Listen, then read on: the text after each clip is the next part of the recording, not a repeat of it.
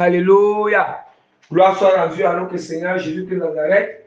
Vraiment, pour cette lecture vraiment minutieuse, vraiment qui nous donne tellement, la vie. Voilà, parce que quand nous écoutons la lecture de la parole, parce que quand nous entendons la lecture de la parole de Dieu, et que vraiment notre esprit est ouvert, nous laissons que cette parole entre dans notre cœur, cette parole entre dans notre esprit, cette parole, alléluia, pas vraiment siéger, ouais, habiter dans notre cœur, vraiment, nous voyons que ça donne la vie. D'abord, Dieu écrit que dans Zacharie, chapitre 1, verset 3, dis-leur donc, ainsi parle l'Éternel des armées, revenez à moi, dit l'Éternel des armées, et je reviendrai à vous, dit l'Éternel des armées. Bien-aimés, est-ce qu'on entend? On dit que, dis-leur donc, ainsi parle l'Éternel des armées. Ce n'est pas un homme qui parle, mais c'est Dieu qui parle. Le Seigneur dit que, revenez à moi, dit l'Éternel des armées, et je reviendrai à vous, dit l'Éternel des armées. Donc, ici, nous comprenons que c'est le Seigneur qui dit d'abord, qu'il dit qu'on doit d'abord revenir à lui. Alléluia. On doit d'abord revenir à lui. C'est la même manière que la parole de Dieu dit dans Jacques, chapitre 4, verset 8. La parole de Dieu dit dans Jacques, chapitre 4, verset 8. La parole du Seigneur nous dit là-bas que approchez-vous de Dieu et Dieu s'approchera de vous. Or, c'est cette même manière que Dieu nous dit ici dans Zacharie, chapitre 1, verset 3, que revenez à moi et je reviendrai à vous, dit l'Éternel des armées tout-puissants. Or, nous savons que revenir au Seigneur, on revient au Seigneur dans la repentance. Bien aimé, nous revenons à Dieu dans la repentance. Voilà pourquoi la parole du Seigneur nous dit dans Jacques chapitre 4, verset 8 que approchez-vous de Dieu et Dieu s'approchera de vous. Lavez-vous, mon pécheur, et purifiez vos corps, hommes irrésolus. Hommes irrésolus, bien-aimés. Or, on ne peut pas laver nos mains si on ne confesse pas vraiment les mauvaises actions que nous avons pratiquées avec nos mains. On ne confesse pas les mauvaises œuvres que nous avons pratiquées avec nos mains. Alléluia. Que nous avons pratiquées avec nos mains, bien-aimés. La parole du Seigneur est encore très claire. Purifiez vos corps, hommes irrésolus. On doit comprendre, bien aimé. Or, la seule manière pour que notre corps soit purifié, on doit confesser le tourment qui est dans notre cœur. On doit confesser devant la face du Seigneur. Seigneur, j'ai été jaloux à l'égard de mon prochain. Seigneur, vraiment, j'ai été dans l'amertume dans le cœur. Seigneur, vraiment, j'ai été vraiment asservi par la colère, emporté par la colère. Seigneur, vraiment, j'ai eu la haine contre mon prochain. La haine contre mon prochain bien-aimé. Je vous assure, bien-aimé, appelons à avoir une relation très étroite avec l'Éternel. Oui, appelons à voir, ne cachons rien au Seigneur. Oui, il peut arriver, il y a parfois, bien-aimé, la chair essaie de prendre dessus. Il y a parfois la chair essaie de prendre dessus. Oui, je vais vous dire quelque chose. Oui, je vais vous dire quelque chose. Ce que Dieu attend de nous, le Seigneur sait que nous sommes dans une chair de faiblesse. Mais ce que Dieu attend de nous, c'est que lorsque tu es confronté, nous sommes confrontés à une atmosphère d'amertume, une atmosphère de jalousie, une atmosphère de haine, de trouble, de soucis, d'inquiétude. Ouais, Dieu nous observe, ce qu'il attend de nous. Il attend de nous qu'on doit combattre dans notre esprit. On ne doit pas laisser que ces choses nous dominent. Ouais, à peu près comme j'ai eu à exhorter sur les 10 commandements où le Seigneur se prosternait. Ça veut dire que quand on laisse que ces choses nous dominent, on est en train de s'incliner. On est en train de se prosterner devant l'esprit qui est derrière ces choses. Or, le combat doit être à nous. Donc, ça veut dire que là, le combat, c'est ça, bien aimé. Parce que là, il y a un très grand combat qui doit se passer à l'intérieur de nous. Or, pour avoir la victoire sur ce combat, on doit avoir s'appuyer sur la grâce de Dieu. On doit utiliser le nom de Christ. Et puis, utiliser la connaissance. La connaissance dans le Seigneur contre cette amertume. Alléluia. qui veut venir dominer, qui veut venir vraiment retenir captif notre âme. Alléluia. Notre âme. Bien aimé, on doit apprendre à combattre. Nous devons apprendre à combattre. À combattre. La parole de Dieu est très claire. Garde ton cœur plus que toute autre chose. Et la parole du Seigneur nous dit encore que le cœur de l'homme est tortueux. Est tortueux par-dessus tout. Par-dessus tout, il est méchant, bien aimé. Le cœur de l'homme est tortueux. On doit comprendre que notre cœur peut changer à n'importe quel moment. Vous voyez, si on ne fait pas attention, notre cœur, on peut être bien là, mais on ne fait pas attention, notre cœur peut changer à n'importe quel moment. Si on ne combat pas les œuvres des ténèbres, on ne les combat pas dans notre esprit, on ne les rejette pas, on ne les repousse pas, je vous assure, je peux bien être connecté avec Dieu. À n'importe quel moment, je peux me déconnecter avec le Seigneur. Vous voyez, je peux me déconnecter avec Dieu. Soyons ceux-là, bien-aimés, qui combattent. Voilà pourquoi vous comprenez pourquoi. Vous comprenez pourquoi l'ennemi met la division. La division, bien-aimé.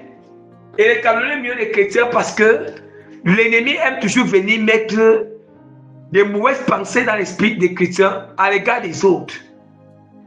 À l'égard des autres. Ou bien, quand l'autre va faire ce qui, Dieu va utiliser l'autre puissamment. Ouais, l'ennemi va venir lui mettre des pensées, souffler des sentiments de jalousie dans l'âme, dans l'esprit. Alléluia, vous voyez un peu? Or, il faut combattre. Je ne dois pas laisser, je ne dois vraiment pas laisser que ce qui vient dans mon esprit là contre mon prochain, contre mon frère ou ma soeur en Christ, que voir que Dieu utilise la bien aimé pour combattre la jalousie. Plutôt, il faut apprécier. Combat ça en appréciant. Combat ça, rejette ça.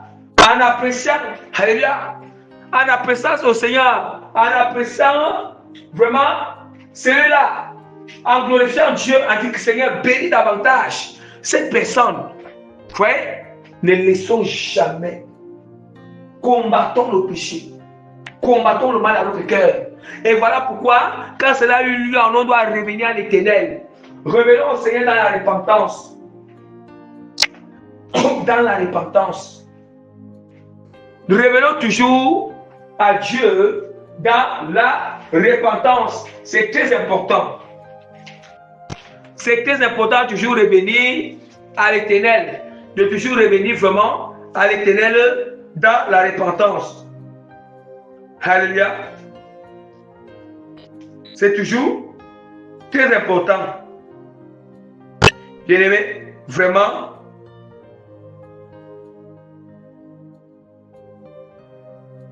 Donc vraiment, par la grâce du Seigneur, par la grâce de Dieu, vraiment, le frère Fulgence, tu vas essayer vraiment de nous ouvrir la parole du Seigneur. Genèse chapitre 4. Genèse chapitre 4 à partir du verset 1. Voilà. À partir du verset 1 jusqu'au verset 8. À partir du verset 1 jusqu'au verset 8. Genèse chapitre 4, verset 1 à 8. Genèse chapitre 4, verset 1 à 8. Je lis la parole de Dieu. Amen. Adam connut Ève, sa femme. Elle conçut et enfanta Caïn, et elle dit: J'ai formé un homme avec l'aide de l'Éternel. Elle enfanta encore son frère Abel. Abel fut berger et Caïn fut laboureur. Au bout de quelque temps, Caïn fit à l'Éternel une offrande des fruits de la terre. Et Abel, de son côté, en fit une des premiers-nés de son troupeau et de leur graisse. L'Éternel porta un regard favorable sur Abel et sur son offrande. Mais il ne porta pas un regard favorable sur Caïn et sur son offrande. Caïn fut très irrité et son visage fut abattu. Et l'Éternel dit à Caïn: Pour pourquoi es-tu irrité et pourquoi ton visage est-il abattu? Certainement, si tu agis bien, tu relèveras ton visage. Et si tu agis mal, le péché se couche à la porte et ses désirs se portent vers toi. Mais toi, domine sur lui. Cependant, Caïn adressa la parole à son frère Abel. Mais comme ils étaient dans les champs, Caïn se jeta sur son frère Abel et le tua. Amen. Amen. Alléluia. Gloire soit rendue. Alors que le Seigneur soit Jésus de Nazareth, bien-aimé, on entend la parole, porter la parole. En réalité, chacun d'eux avait sa part de capacité, des talents que le Seigneur a mis en lui. Alléluia. Des talents que Dieu a mis en lui. Ça veut dire que Dieu a mis un talent vraiment d'agriculteur sur Caïn, et puis il a mis un talent bien-aimé, le talent vraiment de berger, voilà, de berger vraiment, voilà, de berger vraiment sur, Abel. En réalité, chacun avait un talent qui vient du Seigneur, un talent qui vient de Dieu. Comment se fait-il que, bien-aimé, Caïn, il offre au Seigneur, vraiment, il offre à Dieu le sacrifice, les offrandes vraiment de sa récolte. Et puis, Abel aussi, il offre au Seigneur. Mais Caïn, lui maintenant, il devient jaloux de son frère. Il devient jaloux de son frère. Et la même manière, regardez très bien, la même manière que, on dit que, mais il porta par un regard favorable sur, on n'a pas dit que Abel de son côté en fit une des premiers-nés de son troupeau et de leur graisse. L'Éternel porta un regard favorable sur Abel et sur son offrande. Vous voyez, bon, c'est que Dieu a vu le cœur de Abel et le cœur de Caïn. Ça veut dire que, c'est le Seigneur lui-même qui dit aussi qu'on doit donner les prémices de notre récolte. Comment se fait-il que Caïn donne les prémices de sa récolte et puis aussi Abel a donné vraiment les premiers-nés de son couple, mais Dieu a jeté un regard favorable sur Abel. On doit comprendre que c'est l'état du cœur que chacun est en train de donner cette offrande à Dieu, donner ce sacrifice à l'Éternel. Ouais, c'est la disposition de tout un chacun d'eux. Ça veut dire que le cœur, on ne sait pas qu'est-ce qui était dans le cœur de Caïn lorsqu'il offrait ses offrandes à l'Éternel. Peut-être Abel a été plus disposé. Ouais, il a été plus disposé parce que tout dépend de la manière que nous donnons notre cœur. L'offrande que chacun d'eux a donné ici, c'est la prière. Ça veut dire que nous tous sommes les enfants de Dieu, mais c'est la manière que chacun se présente devant la face du Seigneur. Chacun bien-aimé se présente devant la face de Dieu. Chacun bien-aimé vraiment donne son cœur à l'Éternel. Chacun se dispose à la prière. C'est comme ça que Dieu jette aussi un regard favorable. Alléluia. C'est comme ça que le Seigneur jette un regard favorable. Et du coup, quand Dieu utilise le corps puissamment, les autres deviennent jaloux, bien-aimés. Tout ça, ça se passe dans l'intimité avec Dieu. Donc, on doit comprendre. Quand le Seigneur a donné Dieu a mis des talents à nous. Mais pour que nos talents soient efficaces, c'est à nous de se disposer devant la face du Seigneur. C'est à nous d'obéir au Seigneur. C'est à nous d'être obéissants, de respecter la parole de l'Éternel. De respecter. Vous voyez, Dieu avait jeté un regard favorable sur Abel. Nous n'avons pas dit que le Seigneur fait la différence. Nous n'avons pas dit que le Seigneur vraiment fait le Seigneur qui fait la différence, ou bien il fait Dieu a de faire, il prend un parti pris. Non, Dieu ne prend pas de parti pris, il ne fait pas la différence. Mais ici, Dieu aimait les deux. Il est question ici que Dieu Dieu a juste manifesté sa justice. Sa justice. Or, la justice de l'Éternel, c'est selon la disposition du cœur de tout un chacun. C'est selon l'effort de tout un chacun.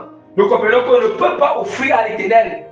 On ne peut pas offrir à l'Éternel un sacrifice avec un cœur départagé. On ne peut pas prier le Seigneur avec un cœur départagé. On ne peut pas prier l'Éternel avec la moitié du cœur et l'autre cœur encore dans le péché et l'autre cœur encore dans les choses qui ne glorifient pas l'Éternel, dans les choses qui sont dans le monde. Ouais, imagine une personne qui prie le Seigneur, qui a tout donné son cœur à l'Éternel. Il n'y a plus de choses du monde dans son cœur. Il s'est donné totalement à Dieu. Et l'autre qui prie l'Éternel, il n'y a plus de choses du monde dans son cœur. Dites-moi, Dieu dans sa justice et dans sa bonté, il va jeter un regard favorable sur qui?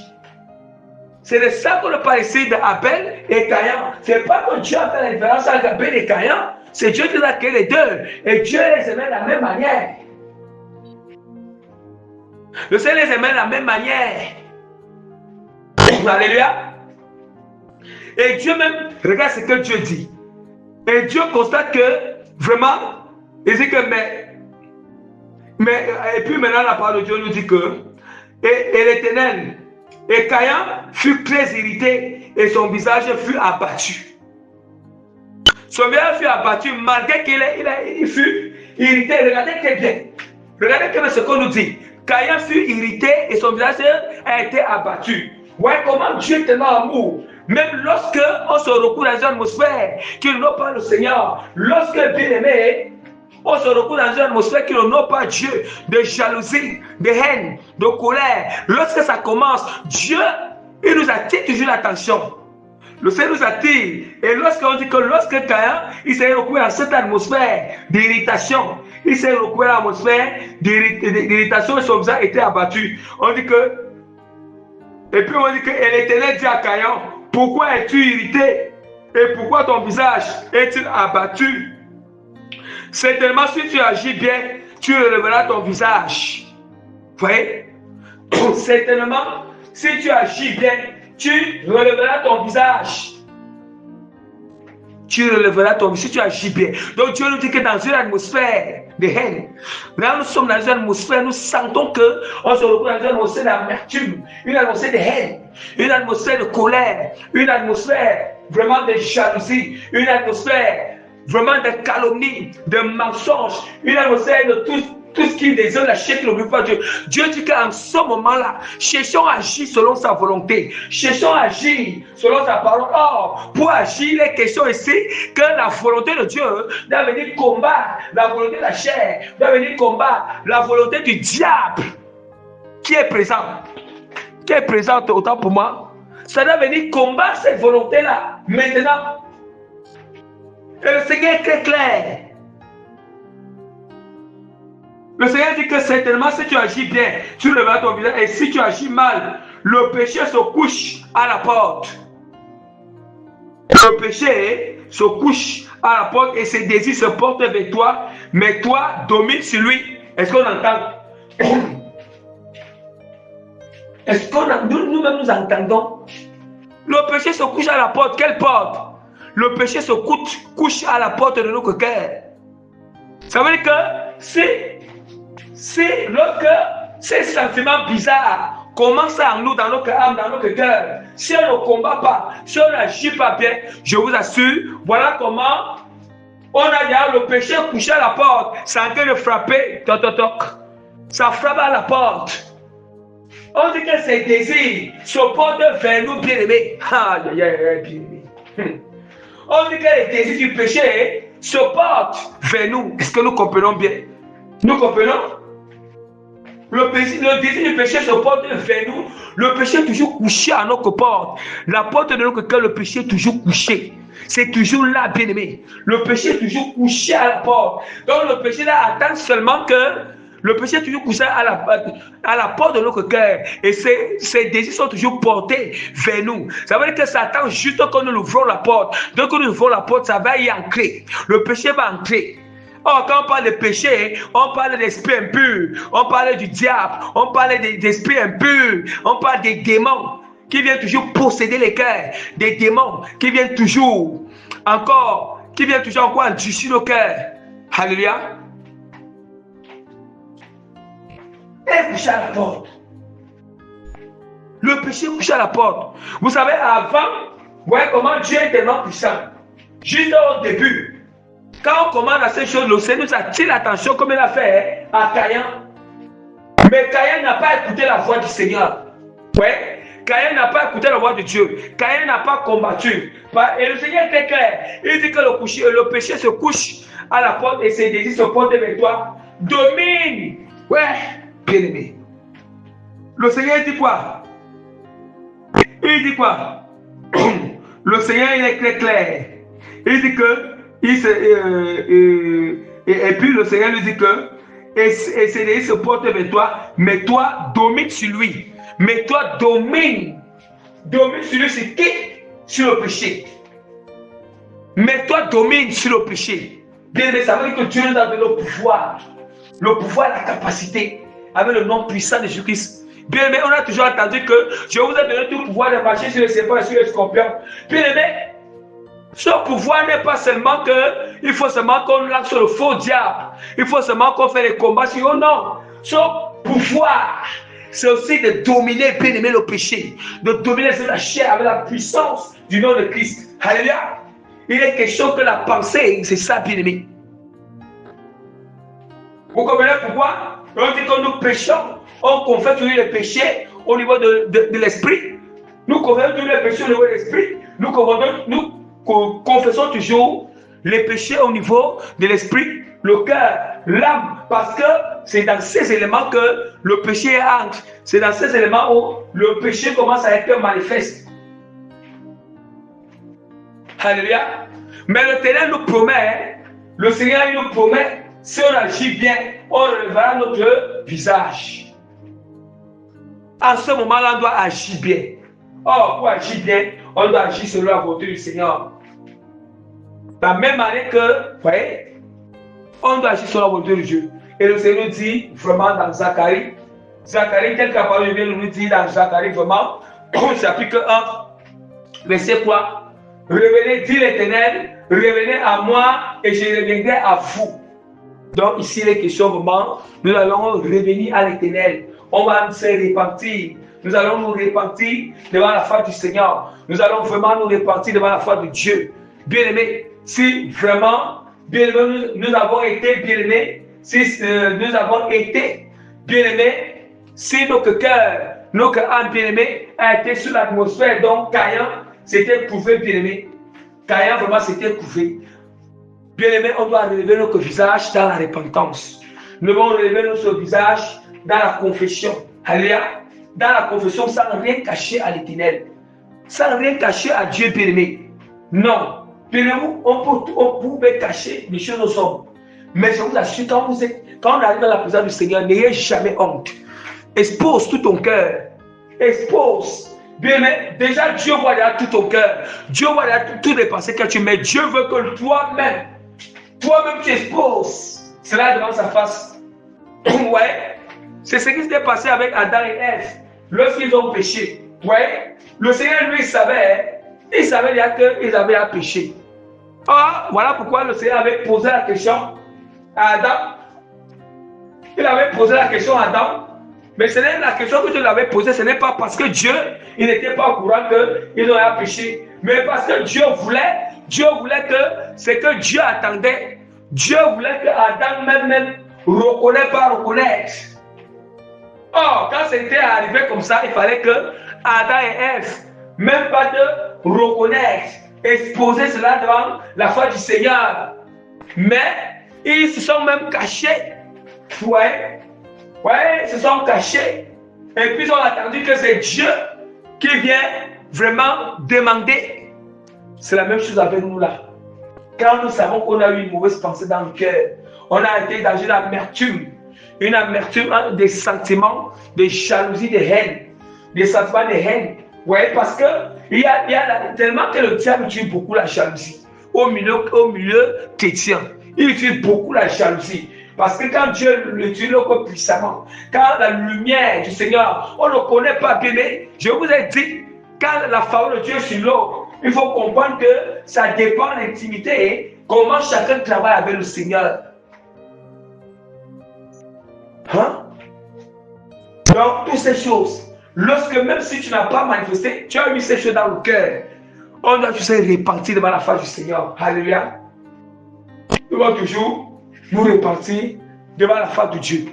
Donc, la parole de Dieu est très claire dans l'Épître de 1 Jean, chapitre 1, verset 9. Si nous confessons nos péchés, il est juste et fidèle pour nous les pardonner, pour nous purifier de toute iniquité. Alléluia. Gloire soit rendue à notre Seigneur et Sauveur Jésus-Christ de Nazareth. Donc, ce que la parole du Seigneur nous enseigne à ce niveau.